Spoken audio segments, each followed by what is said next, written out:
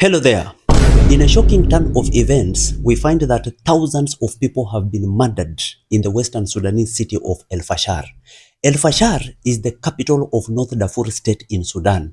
So a group called RSF, which is a paramilitary rapid support forces, has taken over that place.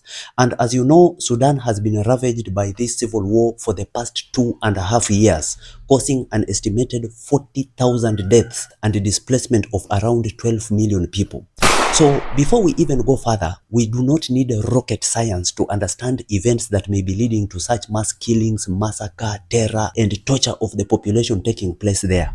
What you need to understand first before going further is that the whole of Darfur region is rich in gold, uranium, copper, iron ore, zinc, lead, oil in southern part of Darfur, and other minerals like bauxite, chromium, kaolinite, and natron.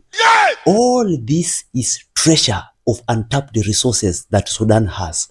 So you just need to think outside the box for you to understand why people are fiercely fighting for that empty desert.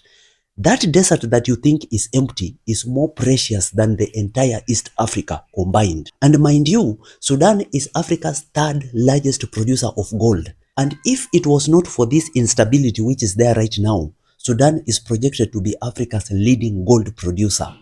Now, the RSF group, which is said to be committing the massacre in Sudan right now, is a paramilitary group which was initially called the Janjaweed Militia, which fought President Omar al-Bashir for a very long time, since 2003. This was a one-feared group of bandits who started even killing tribes which were rebelling against them while siding with President Omar al-Bashir. And before 2013, the Janjaweed Militia had ended the lives of around 300,000 people, displacing more than 2.5 million. So amidst years of terrifying events leading to what is happening in Sudan right now, we had the African Union, the United Nations, the United States of America, including Saudi Arabia, Egypt, and UAE, who came in to negotiate in efforts to broker ceasefire and adhere to international humanitarian law. But all this bared no results. The conflicts continued. And this is the same script that has ever happened to mineral and oil-rich countries like DRC, Somalia, Libya, and so on, combined with a complex web of international interests, which makes immediate end of this war impossible. And that is why now you can notice that African Union stands as a toothless dog, which can bark but cannot bite. The United Nations is just like a person who only talks but cannot act. The US to Africa is just like an onlooker who only gives opinions and cannot help. And this brings the picture of what is happening in Sudan right now. Now, in 2013, President al-Bashir of Sudan had to bow down to pressure, and he had to recognize the Janjaweed militia by giving them a name RSF. RSF is Rapid Support Forces, which was having 100,000 members. And by 2017, the president passed a law that gave RSF power as an independent security force. So instead, the RSF again had to go back and re-energized and again came back to overthrow al-Bashir during the popular uprising in 2019. And by 2021, the RSF again had to ally with Sudan Armed Forces, SAF, to overthrow the civilian Prime Minister Abdallah Hamdok, ending the civilian military transition government. Now, this is how Sudan's latest conflict started. Now, tension grew about when exactly the RSF, which is the Rapid Support Forces, and the Sudan Armed Forces, which was the SAF, were going to merge. And the question was, if they merged, which group was going to lead? So after failing to agree, war erupted. That was on April 15th, 2023, because they were disputing on who will lead the country.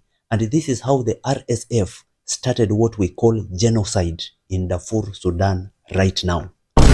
So this war is so far catastrophic for civilians, particularly those from sedentary non-Arab tribes, whereby the RSF is now going door to door executing people based on ethnicity. And in a space of just 4 days, between Sunday and Wednesday, 2,000 people have been killed. Also, they have ended the lives of 500 people in one hospital in just a day. They are also committing sexual violence against women, detaining hundreds, torturing and executing people on camera, mass killings, while 1.2 million people have been put under siege in over 18 months when they are hungry, forced to survive on animal feed, and so on. And shockingly, the RSF has built a 56-kilometer barrier preventing entry of food and medicine and sealing off any escape route. Even satellite images shows the ground full of color of objects, of human bodies and a pool of blood.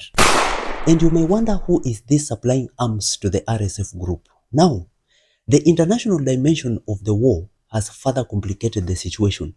The United Arab Emirates has been accused of supplying weapons to the RSF, though they deny the claim. In addition, it is reported that the Russian paramilitary group, it is called the Wagner Group, has secured the lucrative gold mining concession in Sudan through offering political and military support to the RSF. And you will agree with me that it is not only those countries which have interest in this war.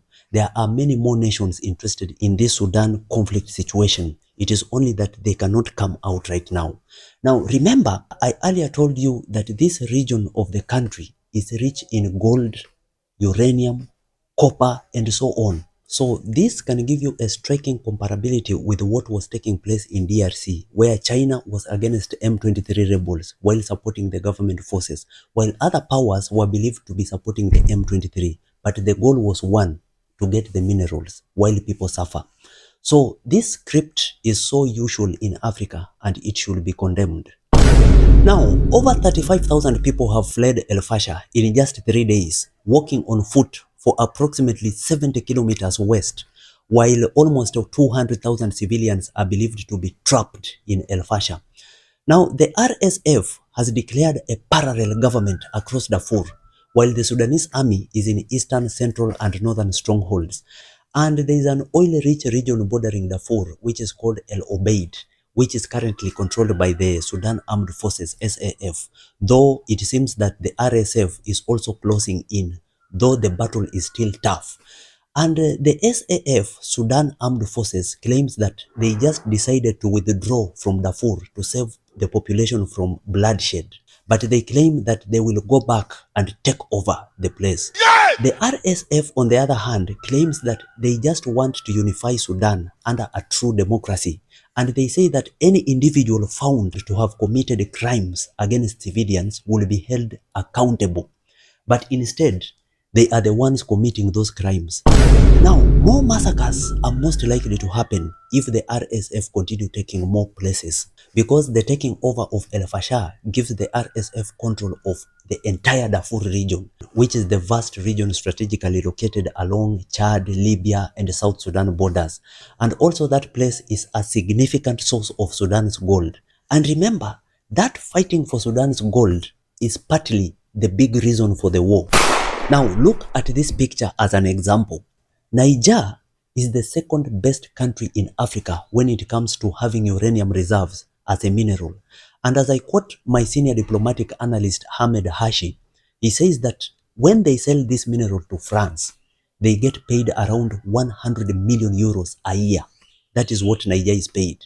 And the French, on the other hand, has to process this uranium into nuclear energy and then sell it to other nations for 100 billion pounds. Jesus! So you can relate this. What is other cheapest way to acquire minerals from Sudan?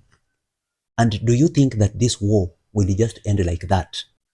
Just know that there is a powerful hand in this conflict which needs to be stopped.